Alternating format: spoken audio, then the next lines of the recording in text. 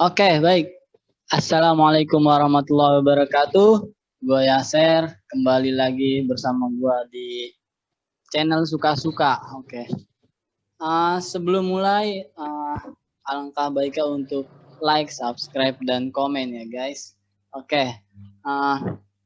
Kali ini gue mau mempresentasikan tentang mata kuliah gue, yaitu ekonomi teknik, yang saat ini diberikan tugas UAS untuk menjelaskannya pada video kali ini. Dan gue bersama rekan-rekan gue yang nanti bakal gue kenalin. Ini orang unik banget. Oke. Nih. Nah, ini dia. Spesiesnya lain dari ini yang salah lain. satu rekan gue. Salah satu rekan gue bernama Restu Wulandito bin Laden.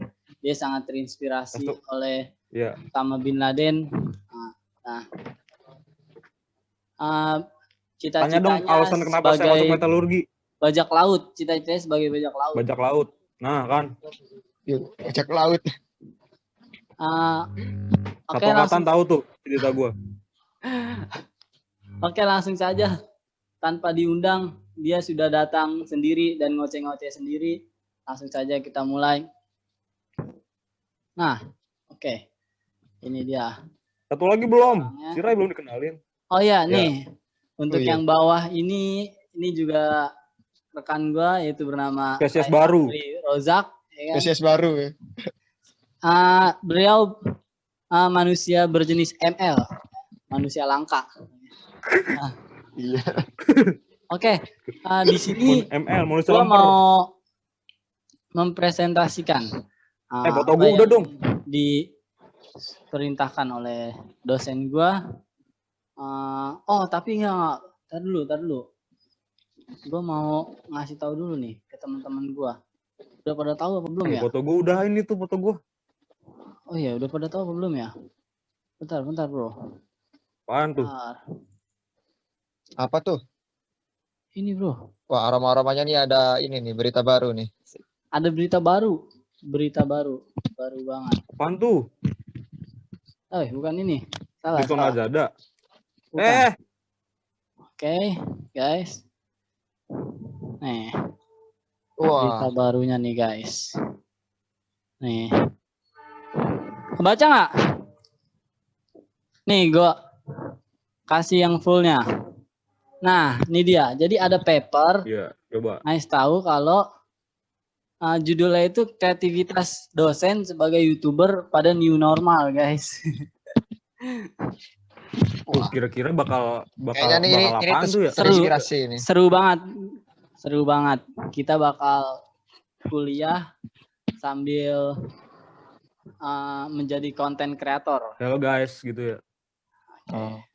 Wah, mungkin itu karena emang zaman sekarang kan ya udah banyak tuh YouTuber konten kreator gitu kan. Bener banget. Jadi mengikuti zaman berarti gitu ya. Jadilah itu dosen juga mengajari kita untuk menjadi konten kreator gitu, asik. Betul sekali. Mungkin di YouTube.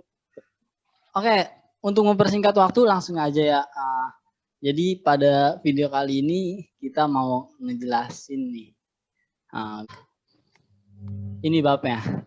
Babnya itu ada di bukunya Nyoman Pujawan. Itu ekonomi teknik. Ini salah satu buku landasan yang kita pakai untuk mata kuliah ekonomi teknik. Dan untuk video kali ini kita akan menjelaskan pada bab 7 dan bab 8. Dan pada bab 7-nya akan... Ini bukunya langka kok ya? Oleh rekan gue nih. Restu, yaitu dengan judul Pertimbangkan Risiko dan Ketidakpastian. Nah, ini asik banget nih judulnya. Nah, berbicara masalah resiko dan sesuatu yang nggak pasti ya, abstrak ya. Dia jagonya banget. Oke. Jelas. Langsung aja ya untuk rekan gua Restu. Ruang dan waktunya dipersilahkan. Ya. Terima kasih Yaser Beduk atas waktunya. Saya di sini akan menjelaskan konsep risiko dan ketidakpastian. Itu tuh apa ya? Tema yang gue bahas kali ini tuh bakal berguna untuk lu tugas teknik berguna, kehidupan berguna, percintaan dan lain-lain, pokoknya berguna ini sebenarnya. Yang pertama, konsep risiko dan ketidakpastian itu biasanya kan kepake misalkan kayak kita lagi untuk ingin membuat sesuatu atau merencanakan sesuatu, itu kita pasti ada perencanaan kan, pasti berpikir untuk wah berhasilnya segini nih. Iya benar. Tidak berhasil segini. Nah, itu dinamakan ketidakpastian. Ketidakpastian itu sesuatu yang belum jelas dan masih mengambang, hanya berkira-kira. Itu perbedaannya gampang sih. Yang pertama itu terletak pada banyak sedikitnya informasi atau pengetahuan tentang kondisi mendatang. Kayak misalkan kalau secara sederhananya kayak cuaca nih, informasi yang datang dari RT sebelah katanya hujan. Nah, di RT gue belum hujan. Ya. Itu perkiraannya beberapa menit lagi kita bakal kena hujan begitu. Jadi ada pengetahuan, ada informasi, sama kita bisa memperkirakan kondisi yang akan mendatang. Nah, terus istilah resiko itu buat ngambilin itu, pengambilan keputusan, unsur-unsurnya yang mempengaruhi tidak diketahui dengan pasti, tetapi masih bisa digambarkan dalam suatu distribusi probabilitas. Nah, kayak misalkan kita mau ngejual barang apa nih, kayak kita mau jual inilah ayam goreng terbang misalkan gitu ya. Jadi kita harus tahu dulu nih peternak mana yang ngejual ayam paling murah dan kualitasnya juga bagus gitu loh. Terus abis itu kayak ngukur lagi buat transportasi, terus pegawai segala macam. Nah, itu ntar bisa jadikan ke tabel distribusi dan akhirnya nanti kita bisa tahu nih probabilitas mana yang paling bagus dan bakal kita ambil. Itu contohnya misalkan kita. Terus salah satu kriteria yang populer dalam pengambilan keputusan risiko adalah ekspektasi, expect value. Nah, ini sederhana kayak misalkan lu lagi apa ya? Enggak lah, kayak lu lagi kuliah, udah belajar, lama banget, ekspektasi gue bakal IP 3 gitu misalkan. Tapi nyatanya lu cuma dapat IP 2,5. Nah, gitulah. Itu mah cerita pengalaman hidup aja, tapi ini juga masuk ke salah satu contoh ekspektasi gitu. Itu terus pada dasarnya nilai ekspektasi mengacu pada nilai rata-rata jangka panjang yang memiliki implikasi bahwa investasi akan dilakukan berulang-ulang dengan probabilitas tidak berubah.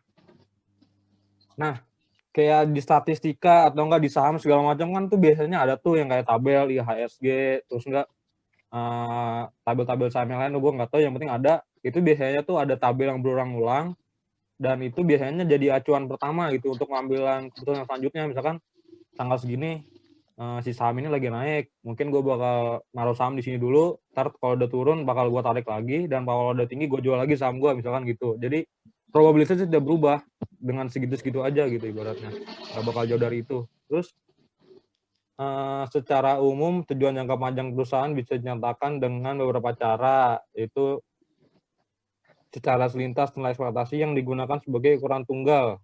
Yang pertama itu bisa kita dari ukuran-ukurannya, yang pertama variasi, yang kedua range, yang ketiga koefisien atau variasi.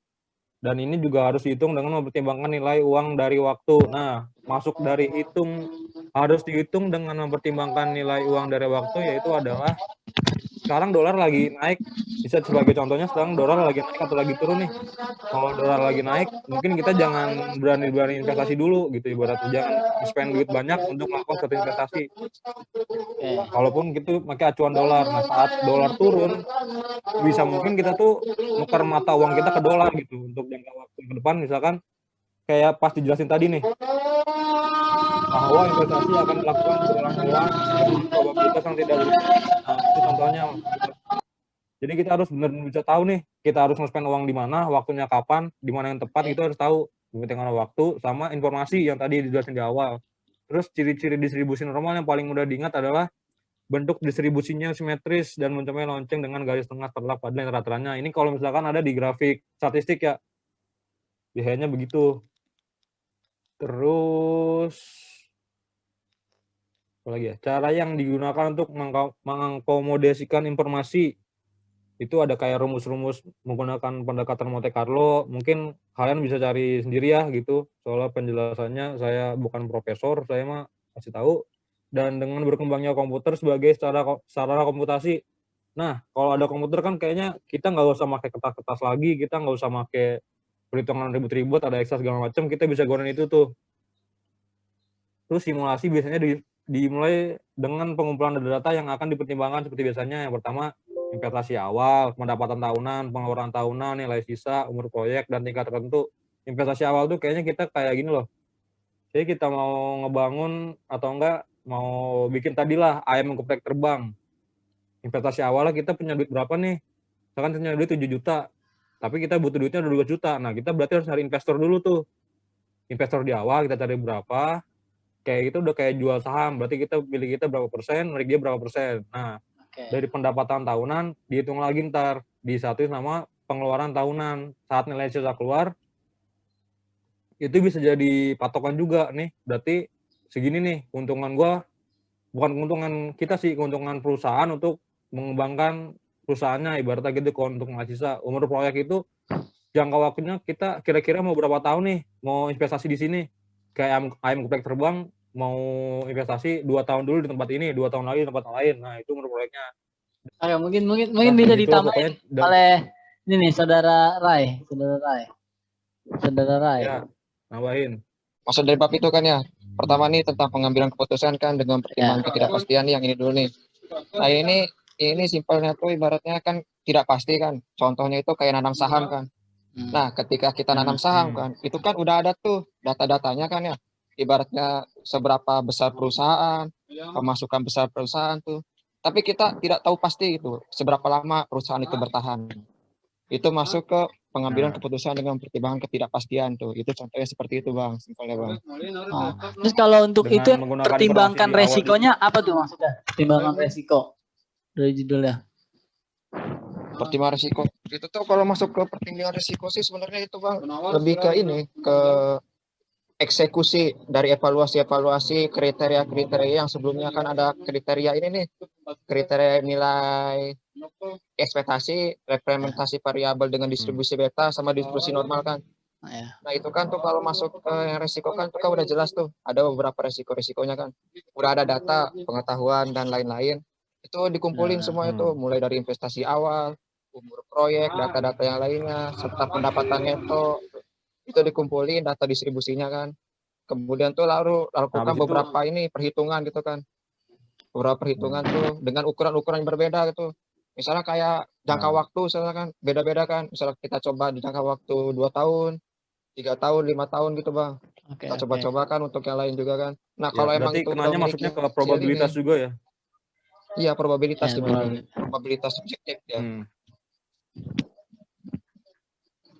Oke, mungkin untuk bab ini cukup ya untuk bab 7 karena kita masih ada satu video lagi di bab 8 yang akan kita jelaskan di video ini.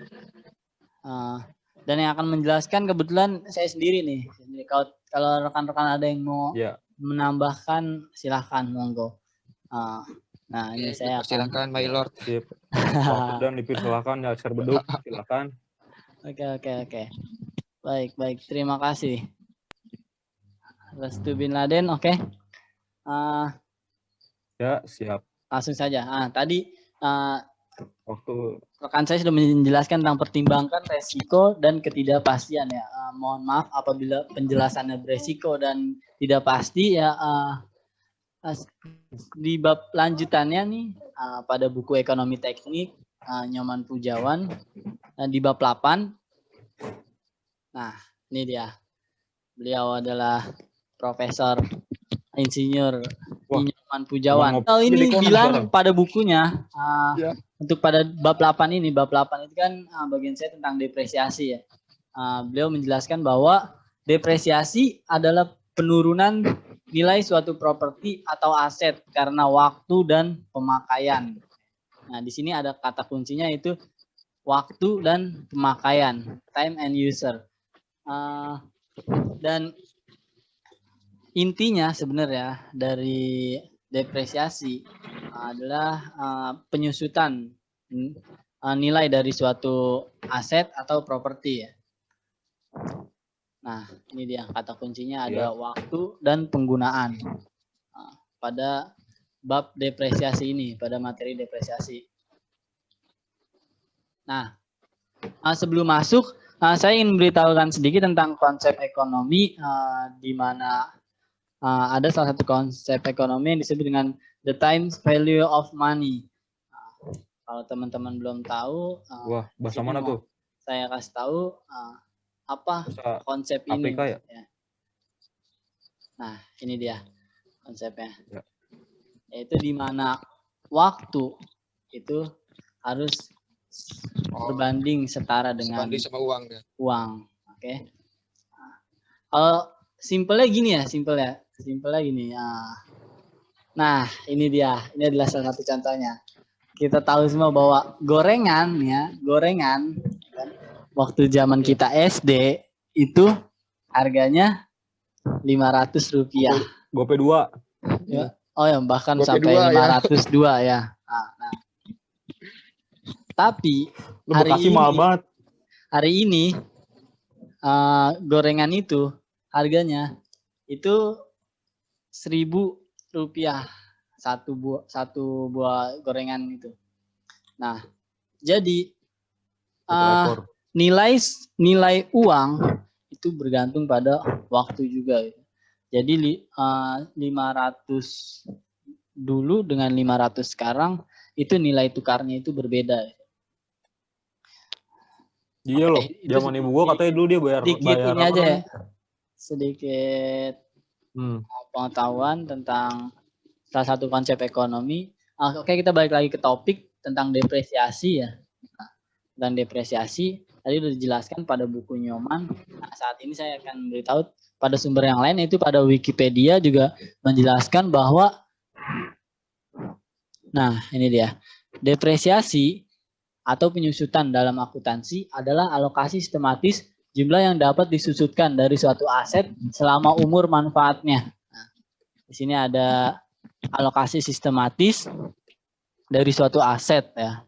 Di sini ada umur manfaatnya. Dan penerapan depresiasi akan mempengaruhi laporan keuangan termasuk penghasilan kena pajak suatu perusahaan. Nah, jadi di sini pada depresiasi itu sebenarnya adalah alokasi sistematis, yaitu alokasi sistematis yang dimaksud di sini di mana sebuah laporan keuangan ini sebenarnya kaitannya erat dengan laporan keuangan. Jadi di sini tuh nilai pakai aset ya kan, itu masuk kepada laporan keuangan. Pada konsep depresiasi nilai pakai aset ini masuk dalam operasional ya, seperti operasional. Jadi nantinya akan berpengaruh terhadap pajak dari perusahaan tersebut. Mungkin agar lebih gampangnya langsung saja saya kasih contoh. Nah ini contohnya seperti ini. Jadi gini, ketika misalnya kita memiliki sebuah perusahaan gitu, dan kita memiliki sebuah aset nih, aset yaitu sebuah forklift yang kita beli di awal seharga 100 juta rupiah. Seharga 100 juta rupiah. Nah, forklift ini memiliki masa pakai ya. Nilai yang tadi nilai pakai dari sebuah aset ya kan. Nah, masa pakainya itu adalah 10 tahun. Ini estimasi dari perusahaan forkliftnya 10 tahun kita tahu. Oke, kita lanjut ya. Mohon maaf tadi ada kesalahan teknis. Masih dalam bab 8 tentang depresiasi, gue yang akan ngejelasin. Tadi udah kita lihat depresiasi itu apa menurut Wikipedia, dan poin pentingnya itu adalah alokasi sistematis, nilai pakai sebuah aset, di mana nilai pakai sebuah aset tersebut nanti akan mempengaruhi laporan keuangan dan pembayaran pajak sebuah perusahaan. Nah, untuk lebih mudahnya ya, langsung aja gue kasih contoh biar nggak rumit dengan bahasa ilmiahnya.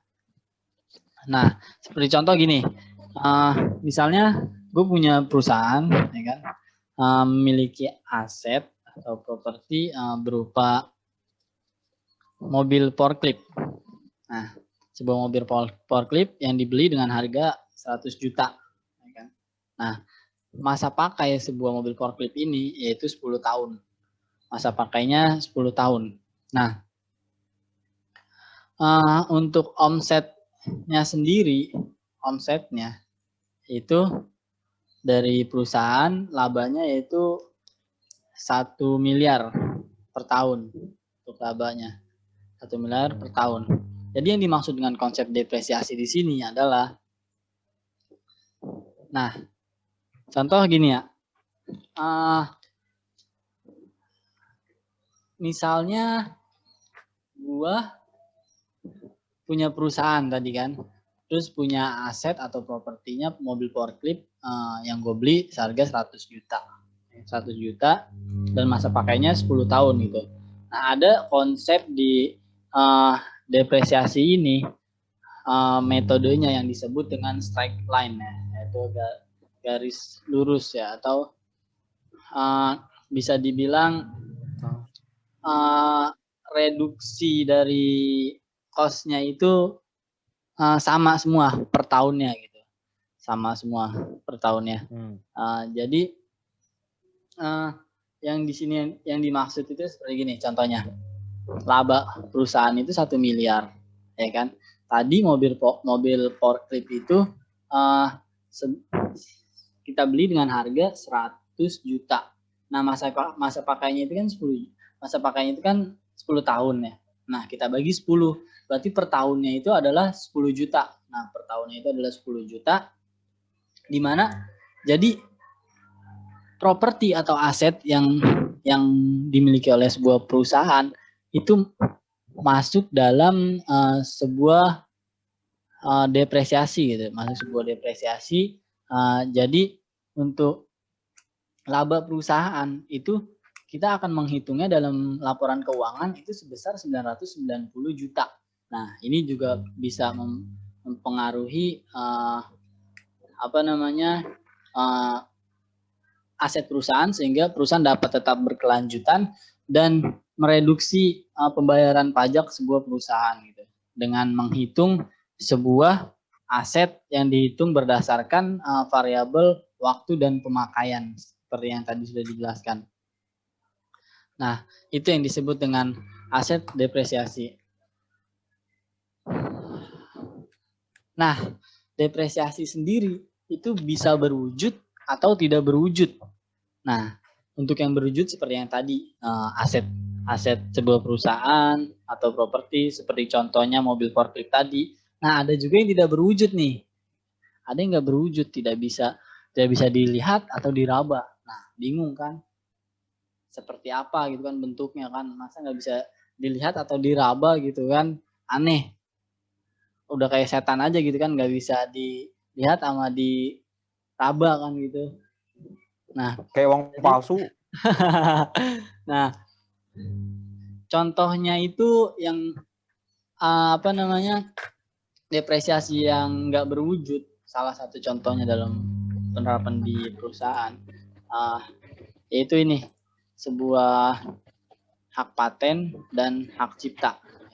Dia adalah sesuatu yang abstrak, yang nggak berwujud gitu, yang berasal dari intelektual dan ide yang dibentukkan dalam bentuk karya ilmiah. Oke, langsung saja contohnya. Nah, di sini ada faktor-faktor depresiasi. Nah, ada faktor depresiasi, yaitu ada 5 nih. Ada 5 faktor yang mempengaruhi depresiasi, yaitu kerusakan fisik akibat pemakaian dari alat atau properti tersebut, kebutuhan produksi, penurunan kebutuhan produksi atau jasa, terus properti atau aset tersebut menjadi usang karena adanya perkembangan teknologi. Nah, yang kelima adalah penemuan fasilitas-fasilitas yang bisa menghasilkan produk yang lebih dengan ongkos yang lebih rendah dan tingkat keselamatan yang memadai. Ini adalah faktor-faktornya, bisa dibaca dan dipelajari sendiri ya.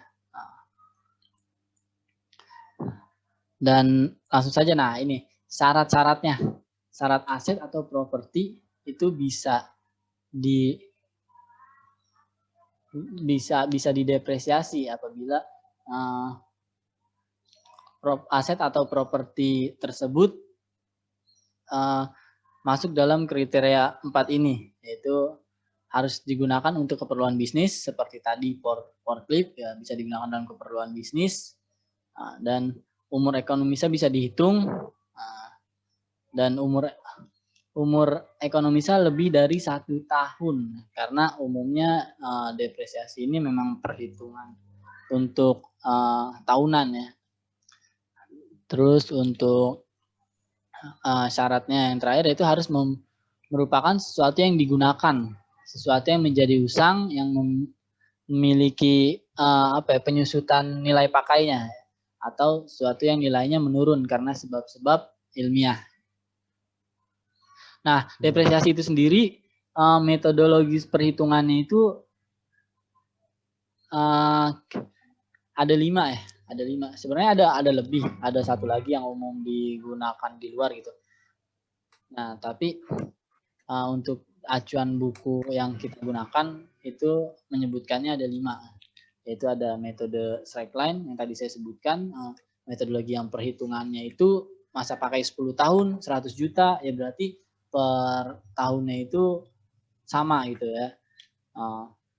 Hitungannya per tahunnya itu 10 juta. Metode straight line SL.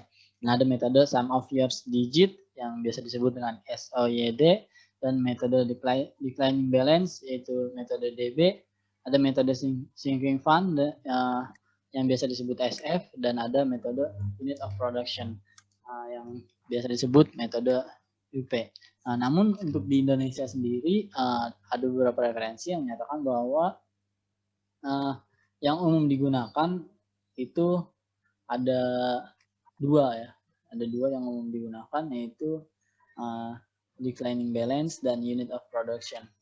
Dan metode ini yang umum digunakan bersamaan dengan metode straight line di combine. Nah, untuk sinking fund dan sum of years digit sendiri itu jarang digunakan. Makanya yang pada video kali ini yang akan kita bahas yaitu metode straight line, declining balance, dan unit of production.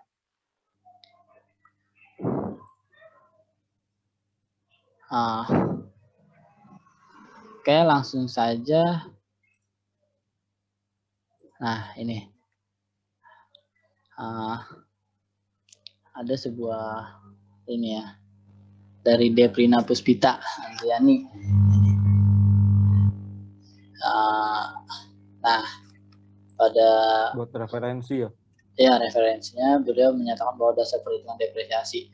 Nah, ini definisi dari rumus perhitungan yang akan dipakai untuk menghitung depresiasi, yaitu ada P, ongkos awal, ada N, umur ekonomis, S, perkiraan nilai sisa dari properti tersebut, dan nilai sisa adalah perkiraan suatu aset pada akhir umur depresiasinya. Nilai sisa sama dengan nilai jual ongkos diambil ongkos mindahan. Beban depresiasi selama 1 tahun ini disebutnya DT kecil. Lalu nilai buku book value pada akhir tahun ke T, B, I, T, book value pada periodenya. T itu periode, bisa disebut sebagai periode. Dan langsung saja ini untuk metodenya ya. Metodenya seperti yang tadi sudah dijelaskan adalah metodenya metode garis lurus. Nah, ini metode garis lurus ya, straight line. Nah, ini rumusnya ya. Ini rumusnya. Nah, ini penjelasannya dari rumusnya, keterangannya. Nah, simple banget dan cara perhitungannya sangat mudah. Langsung saja kita masuk ke contohnya ya. Langsung saja kita masuk ke contohnya. Nah, ini contohnya. Sebuah perusahaan membeli alat transportasi dengan harga 38 juta. Biaya pengiriman dan uji coba besarnya adalah 1 juta ya. Ini jadi biaya awal yang tadi ya, 38 dan 1 juta. Masa pakai alat ini 6 tahun dengan perkiraan nilai sisa sebesar 3 juta. Nilai sisa akhirnya ada 3 juta. Gunakan metode depresiasi garis lurus untuk menghitung nilai awal dari alat tersebut, besar depresiasi setiap tahun, nilai buku dan membuat tabel depresiasi. Oke, langsung saja. Nah, ini salah satu contohnya untuk strike line. Nilai awalnya tadi dari suatu asetnya itu adalah 30 P-nya ya, nilai awal P-nya 38 juta tambah 1 juta, jadi 39 juta. Nah, besarnya depresiasi tiap tahunnya nih menggunakan rumus yang tadi, P dikurang S per N. N-nya ini 6 tahun yang tadi ya, masa pakainya 6 tahun. Nah, ini S ini nilai sisanya. Nilai sisa si aset itu di akhir masa pakai itu nilai sisanya adalah sebesar 3 juta. Nilai sisa dari total nilai awal gitu, nilai awal yang kita beli. Jadi dikurang 3 juta, jadi sama dengan 6 juta gitu. Nah, ini makanya kalau strike line itu mudah ya, jadi dia rata semuanya 6 juta per tahun, kita ngitung 6 juta per tahun, dan ini ini yang nanti akan dimasukkan ke laporan gitu, laporan keuangan, dan akan dikurangi oleh laba gitu, akan dikurangi oleh laba, sehingga pembayaran pajak perusahaan itu jadi lebih ini ya, lebih ya efisien jadinya. Sedikit kecil gitu. Iya, benar. Nah, ini untuk perhitungan nilai buku pada akhir tahun keduanya nih. Nah, untuk kita juga bisa tahu dari book value-nya ya. Rumus book value-nya kita tahu, jadi untuk tahun kedua itu sisanya berapa? Sisanya berapa? 27 juta. Sisa book value-nya yang dari awal itu 39 juta, jadi sisanya 27 juta. Karena sudah dikurangi oleh depresiasi tahunannya. Nah, untuk nilai buku pada akhir tahun kelimanya yaitu sebesar 5 juta.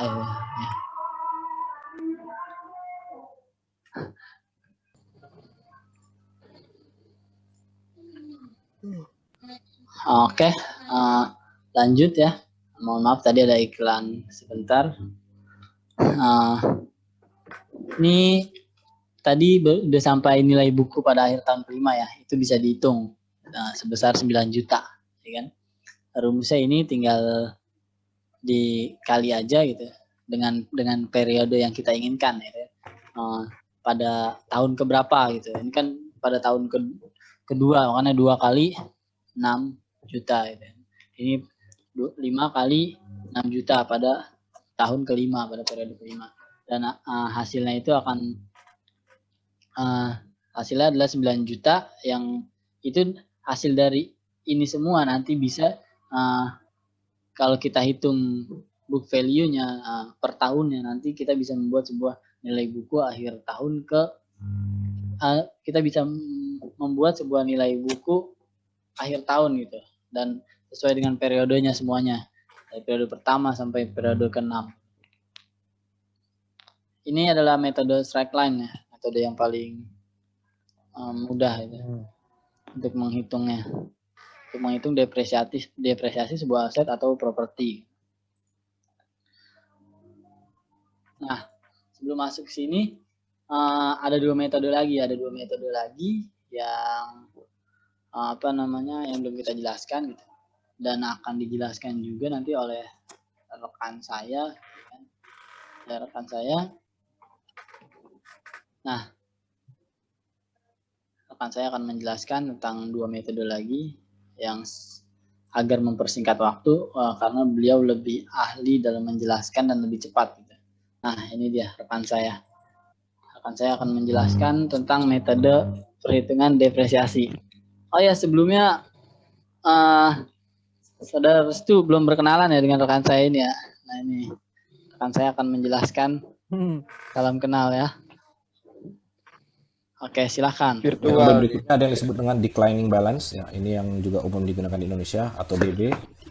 Dilakukan dengan mengasumsikan bahwa persentase biaya depresiasi pada suatu tahun terhadap nilai buku awalnya tetap. Jadi dia bermain terhadap constant percentage. Ya.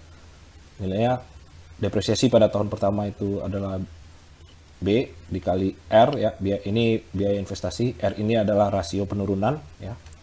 Rasio penurunan yang nilainya itu adalah R per N. Nah, tingkat penurunannya berapa R? Biasanya tingkat penurunan kalau kita pada straight line itu kita kan ada dibagi N ya. Karena ini tingkat penurunannya adalah 100%. Ya, 100% itu kan sama dengan 1. Makanya dia 1/N dikali B dikurang SVN. Ya. Nah, pada declining balance kita bisa menentukan tingkat penurunannya. Misalnya tingkat penurunannya adalah 2 kali lipat, berarti ini 200% ya, per N. Atau sama dengan 2 per N. Maka nilai R-nya itu adalah 2 per N. Kalau N-nya 10 tahun berarti nilai R-nya adalah 0,2 ya. Jadi ini tingkat penurunan. N masa depresiasi, basis biaya, DK. Nah, di sini kita tidak ada SVN, nanti akan kita lihat kenapa. Tidak ada nilai salvage-nya ya.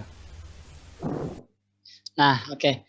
Pada perhitungan di DB ya, metode DB, kita lihat sendiri di sini perbedaannya ada rasio penurunannya. Ada rasio penurunan, di mana rasio penurunan itu ada yang namanya tingkat penurunan, declining rate ya. Nah, untuk metode yang tadi SL tuh straight line itu 100% ya, 100% untuk ininya tingkat penurunannya. Nah, untuk metode DB ini itu bisa menggunakan 200% ya, 200% sehingga nanti hasilnya adalah 0,2 untuk ininya tingkat penurunannya. Tingkat penurunan dari perhitungan depresiasi nanti. Nanti akan terlihat pada book value-nya.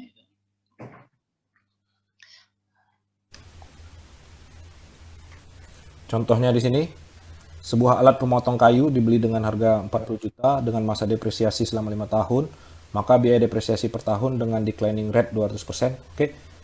Kalau declining rate-nya 200% atau 2 kali lipat, kita biasa juga menyebutnya double declining balance ya, balance. Kalau dia 100% ya single declining balance, triple declining balance. Tapi yang umum digunakan kita menggunakan double declining balance. Itu dapat dihitung, kita R-nya 200% ya, 2, ini 200% itu 2 dibagi 5, maka R-nya 0,4. Kita bisa masukkan rumusnya di sini ya. Kita dapat R-nya 0,4, maka biaya depresiasi pada tahun kesekian, rumusnya ini ya. Biaya depresiasi pada tahun sekian 16 juta, dia makin berkurang 9 juta, 5 sekian. Nilai bukunya berapa? 24 juta, 14,4 juta, sekian. Nah, yang disebut constant percentage itu adalah kita membandingkan nilai depresiasinya dia terhadap nilai awalnya. Jadi 16 juta, nilai awalnya itu adalah 40 juta. 16 per 40 juta itu adalah 0,4 ya. Kemudian ketika kita membandingkan ini 9,6 juta biaya depresiasinya, nilai awalnya dia berapa? Nilai awalnya dia adalah book value-nya dia. Ya. 9,6 dibagi 24 itu juga 0,4. Dan seterusnya 2,073 nilai awalnya dia berapa? 5,1. Jadi 2,273.000 dibagi 5 juta sekian, nilainya juga 0,4. Artinya ini yang disebut dengan constant percentage ya. Jadi kita menjaga dia persentasenya konstan. Nah, kenapa dia tidak ada salvage value? Karena kalau kita teruskan ini dia sampai tahun keberapapun, nilai book value-nya ini tidak akan pernah sama dengan 0. Makanya dia tidak akan nilai salvage value-nya tidak bisa diestimasi karena dia persentase dari nilai sebelumnya dia tidak akan pernah sama dengan 0. Makin mengecil tapi tidak akan pernah sama dengan 0. Makanya yang umum digunakan ketika kita melakukan metode declining balance, anggap misalnya double declining balance, ini biasanya dikombinasikan dengan straight line. Jadi di double declining balance selama misalnya 10 tahun, kemudian straight line selama 10 tahun. Ya, kita switch dari double declining balance ke straight line. Atau misalnya masa lifetime-nya itu adalah 20 tahun, ya, maka double declining balance-nya 5 tahun, kemudian straight line-nya 15 tahun. Itu juga bisa. Namanya switch over dari declining balance ke straight line. Kemudian ada metode dengan menggunakan unit of production. Ya. Kalau tadi pada straight line dan declining balance, kita menggunakan basis waktu, ya, time. Maka dengan menggunakan unit of production, kita menggunakan basisnya adalah penggunaan atau use. Jadi lebih kurang dia sama, ya. Tapi pembaginya di sini adalah jumlah pemakaian. Jumlah pemakaian. Ya, jumlah pemakaian misalnya unit, jam. Contohnya ini misalnya suatu mesin itu hanya dapat digunakan misalnya dengan 30.000 kali pakai, atau dia bisa memproduksi 10.000 unit. Setelah 10.000 unit, maka mesin tersebut harus diganti atau tidak bisa lagi dipakai. Maka kita menghitungnya adalah per unit pemakaian. Langsung saja ke contoh, misalnya sebuah alat percetakan harganya 50 juta dan harus diganti setelah 20.000 unit. Artinya setelah kita mencetak 20.000 unit. Nilai akhir dari alat tersebut misalnya adalah 10 juta, ya. Jadi setelah alat tersebut mencetak 20.000 unit, maka nilainya menjadi 10 juta, dapat dijual kembali dengan harga 10 juta. Maka biaya depresiasi per unit adalah 50 juta dikurangi nilai akhir dibagi dengan jumlah unitnya. Maka biaya depresiasi per unitnya adalah Rp2.000 per unit. Ya, setelah mencetak 20.000 buku, unitnya adalah, ini misalnya 10.000 ya, 10.000 unit, ya. Maka nilainya itu adalah 50 juta dikali 10.000 dikali dengan harga per unitnya, maka 30 juta. Jadi setelah kita pakai setengahnya, mencetak 10.000 unit, maka harganya menjadi 30 juta. Kemudian contoh lainnya, sebuah alat pemotong rumput, harganya 20 juta, dan harus diganti setelah beroperasi selama 10.000 jam. Jadi alat tersebut hanya bisa digunakan 10.000 jam. Setelah itu, bisa jadi alatnya rusak atau alatnya tidak berfungsi lagi dengan baik, maka kita menghitungnya adalah 10.000 jam. Estimasi nilai akhirnya adalah setelah 10.000 jam adalah 2 juta. Jadi harganya 20 juta akan berkurang menjadi 2 juta. Maka depresiasi per unitnya adalah 20 juta dikurangi 2 juta, jadi 18 juta dibagi 10.000 itu 1.800. Setelah beroperasi 8.000 jam berapa? Nilainya menjadi 5.600.000 rupiah. Oke, itu untuk. Oke. Nah, terima kasih nih kepada rekan saya sudah menjelaskan cukup jelas ya bahwa unit production dengan decline balance gitu ya, DB dan UP itu umumnya perbedaannya itu ada pada objeknya gitu, objek dari aset tersebut, variabel yang dilihatnya gitu. Kalau UP biasanya yaitu berhubungan dengan penggunaan ya, berhubungan dengan penggunaan, sedangkan untuk declining balance gitu itu biasanya dari waktu itu, dilihat dari waktu. Nah, oke. Ini adalah oke, saya stop dulu. Baik.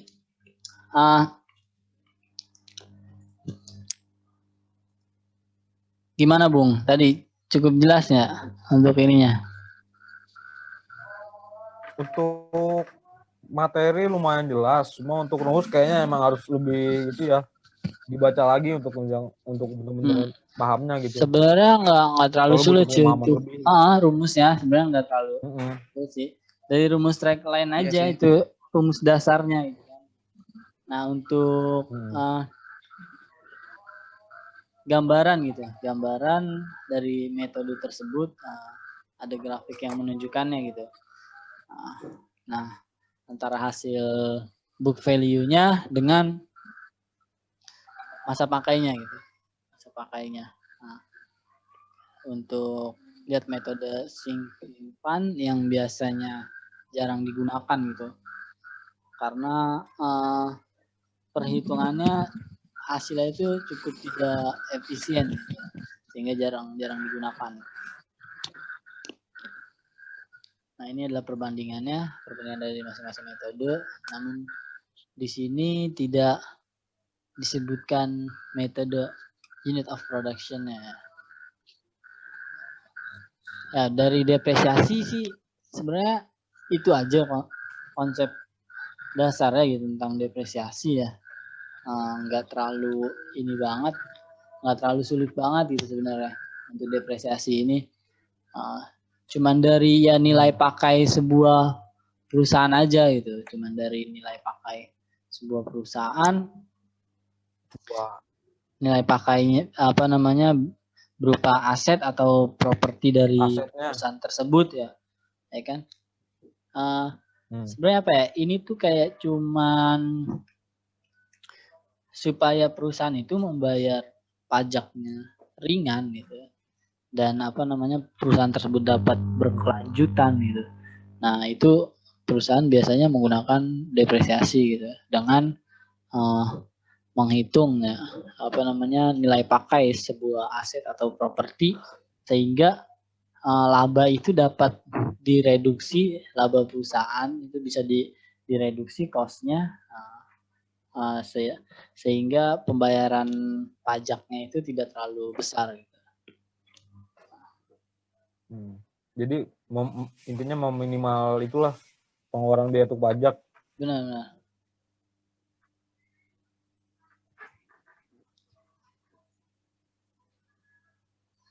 Ya mungkin itu aja sih untuk apa namanya video kali ini ya.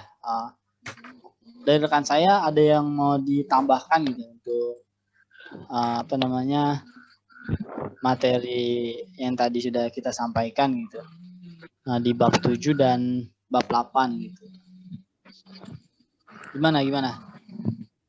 Ada yang mau ditanyakan? Waduh. Cukup kayaknya ya. Cukup ya? Cukup sih Bang. Cuma emang pada hakikatnya kan depresiasi ini berdampak banget sama kehidupan kita kan ya. Iya benar. Pasti dia. Ya. Itu juga karena emang dulu kan. Iya, jadi gini itu. Iya dulu kan gorengannya.